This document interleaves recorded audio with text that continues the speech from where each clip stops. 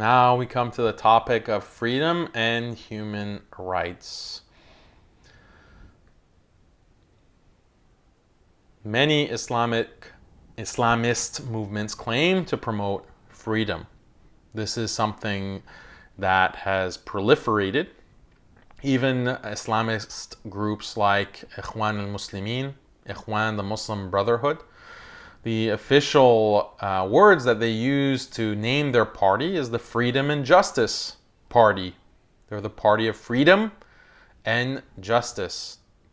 The Iranian Islamist movement with Ayatollah Khomeini in 1979, he came to promote Azadi, which is the Persian word for freedom. So this is a term that is so empty that even Islamists, okay, who are definitely not secular and they're definitely not liberal, even they are using this word of freedom as a value to promote their movements and to promote their policies. So this tells us that freedom as a word is very plastic, malleable, it's empty. It's also one of these completely vacuous, empty terms. So how important or how significant can a value be or a concept be if it's vacuous or empty? It's like it's a nothing word, right? And when you have nothing words, that makes it very easy to manipulate people on the usage of these words. And it can get you into a lot of trouble because it causes confusion. So how do we actually define what is freedom? How do we define what are human rights? A human right. We have to respect human rights. And in the middle of the 20th century, after World War II, there was the Universal Declaration of Human Rights, drafted and ratified by the United Nations to say these are the universal human rights that all governments must protect. These human rights: the right to education, the right to equality, the right to practice your religion freely, the right to mobility, the right, all of these different rights. So you can just Google Universal Declaration of Human Rights and read about 50 or so provisions. These are universal rights that everyone has. But what are the basis? What is the basis of those rights? How did they determine that these are the rights and not other things? Well, we're going to analyze that. A human right is predicated on a human interest. What is good for human beings? What is going to lead to the flourishing of human beings, individually as well as collectively? This is a question. So how do we determine that? How do we determine what is actually beneficial for human beings individually and collectively? Can you take a guess? Depends on the paradigm. Depends on your paradigm. If you're coming from a modernist paradigm, you will have a certain definition of what a human being is in the first place. And then you'll also have certain views on what is good for that human being. If you're coming from an Islamic paradigm, it's going to be different. Christian paradigm, it's going to be different. So within the modernist paradigm, there's this idea that fulfilling your sexual desires, certain sexual desires, that's a good thing. Okay, you need to have sexual autonomy. You need to be able to go and fulfill your desires. And if you don't do that, then you're repressed. And if you're repressed, that's unhealthy. And you have a psychological problem maybe. And this is actually part of a lot of psychology and psychological analysis, where if you're in therapy, the psychologist will say that, oh, are you sexually active? And if by a certain age, you're not sexually active, then they say that you might have some kind of problem psychologically. If you're still a virgin by the age of 18, maybe there's something wrong with this guy. He's still a virgin. Okay? He hasn't had a girlfriend. She hasn't had a boyfriend at this age, then there must be some kind of repression happening, some kind of that might result in some kind of psychological issue. So this is on the basis of a certain kind of mentality, a certain paradigm, a certain philosophy that is found within psychology. Do we share that in Islam? Of course not. Of course not. In fact, most Muslims, insofar as they're practicing Islam, and the kind of average age of marriage nowadays, most Muslims are going to be virgins by 18 years old. Majority are going to be virgins because they get married after 18 and they're only going to be engaged in sexual activity after marriage, not zina. So this is a big difference. How about an interest in provocative dress? Again, this goes back to sex positivity. Women need to show themselves, bear it all. If you got it, flaunt it. Okay? This is healthy. This is called healthy expression. Okay? So where do they get this idea from? It's coming from their paradigm. It's coming from this background ideology, philosophy. Islam, do we accept that? No. Dressing in a provocative way, trying to incite lust in others, this is something evil. This is something that is detrimental not only to you but to all of society.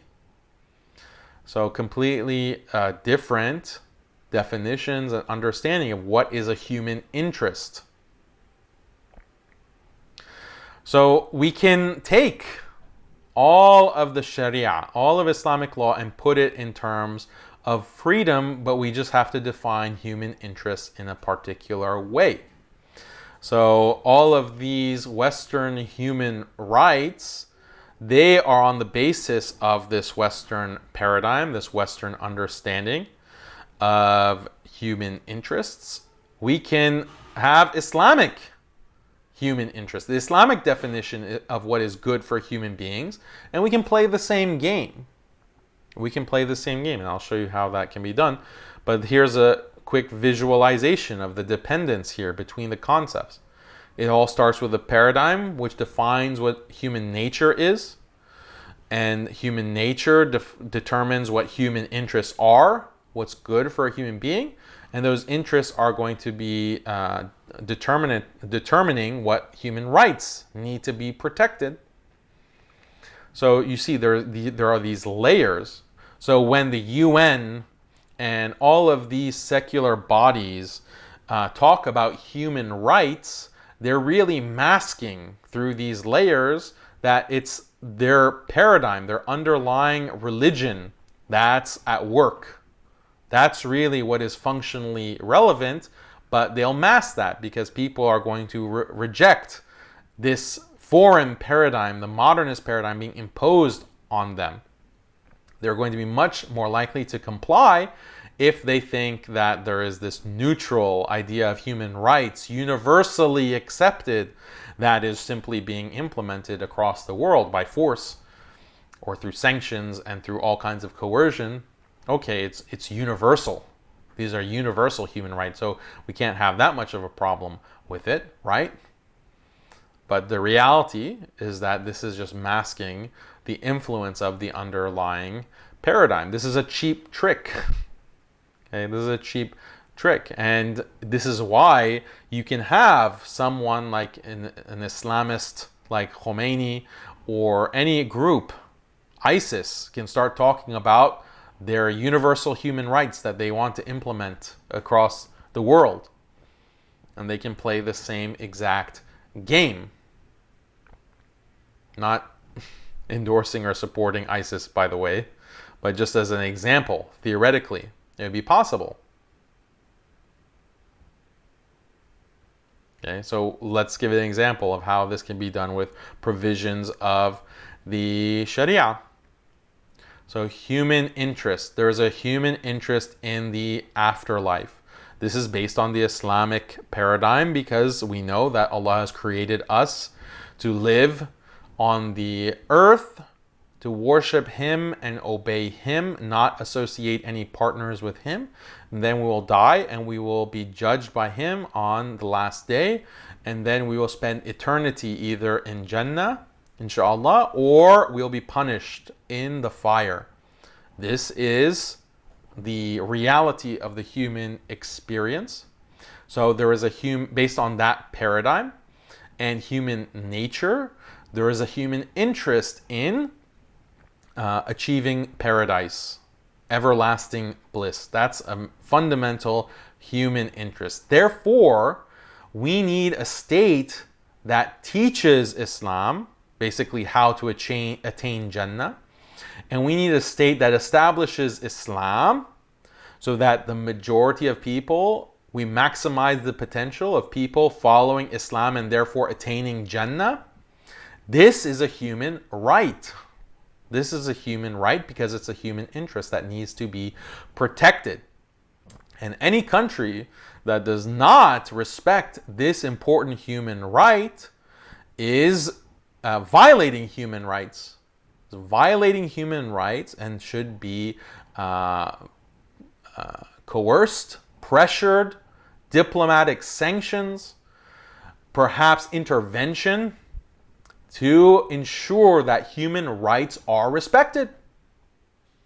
We have to ensure human rights are respected throughout the world, and that's why we make sure to police those countries that are violating human rights by repressing Islam or by allowing shirk, allowing all kinds of false religions to be taught to the masses, all kinds of false ideas to deviate, basically allowing shaitan to run loose, to run rampant. These nations are violating human rights, and they are doing what is in the worst interest, violating the best interest of their population. So as Muslims, we cannot stand for that. Okay, so this is the kind of argument that Muslims could make. We're playing the same game. Okay? You want to play this human rights game where it's the UN and these client states that are imposing a Western system on the entire world on the basis of a human rights regime and coercing basically on the basis of the interests of the West. All countries have to comply, and if you don't comply, you're going to get sanctioned, you might get bombed, you might get intervention. We're going to send NGOs to your country to manipulate the population according to human rights interests. This is the game that they're playing, okay? And they're playing it to great effect, and they pretend like they have the moral high ground.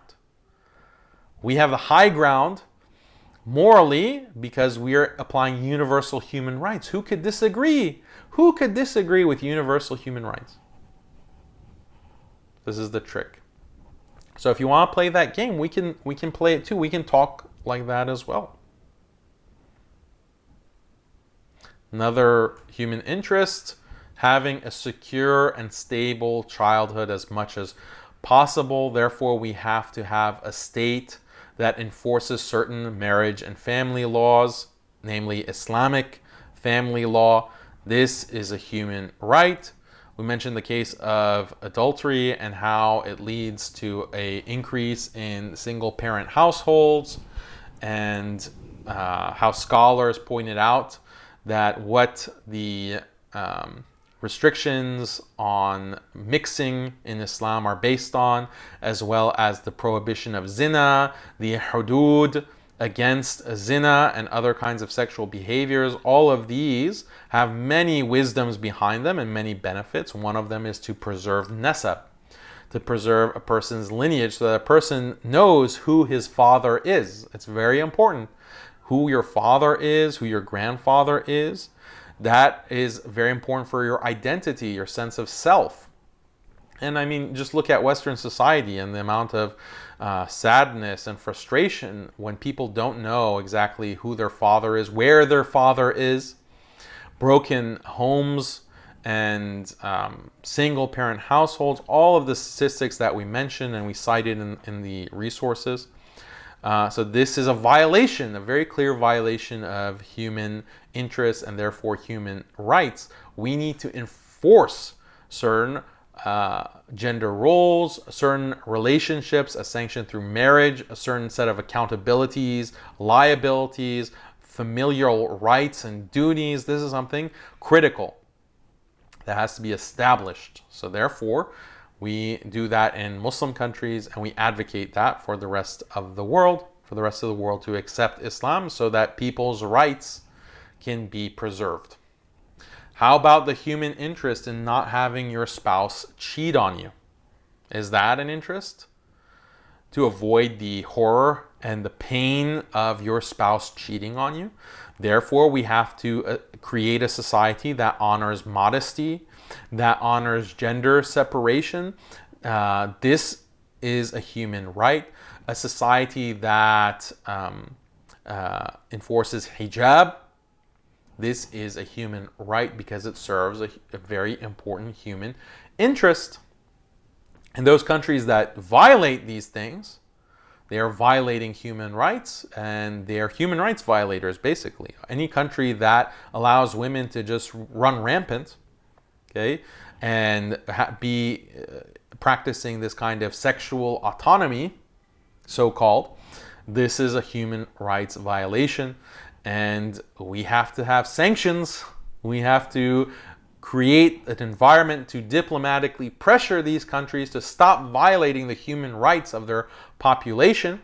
And we need to have strict deterrence, okay? Deterring zina through stoning, through lashing. This is important. It's critical as a deterrent to the behavior that leads to such human harm, such a violation of human interests.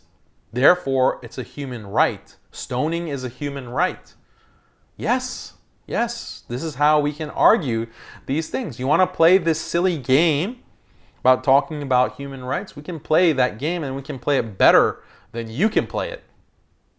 Okay? Stoning and lashing is a human right. It's to protect the interests of the overall population. We don't want zina, we don't want children out of wedlock, we don't want the suffering that comes with all of that, with cheating, with broken homes. We want to avoid that. Okay? Obviously, sometimes marriages don't work out. That's fine. Okay? Islam recognizes divorce and different ways to create stability when, for whatever reason, a couple doesn't get along. That's fine. The Sharia accommodates that. But what about all of the harm that comes from sexual liberation? Okay? The unnecessary harm, the psychological harm to people themselves who are in this lifestyle. And examples are legion.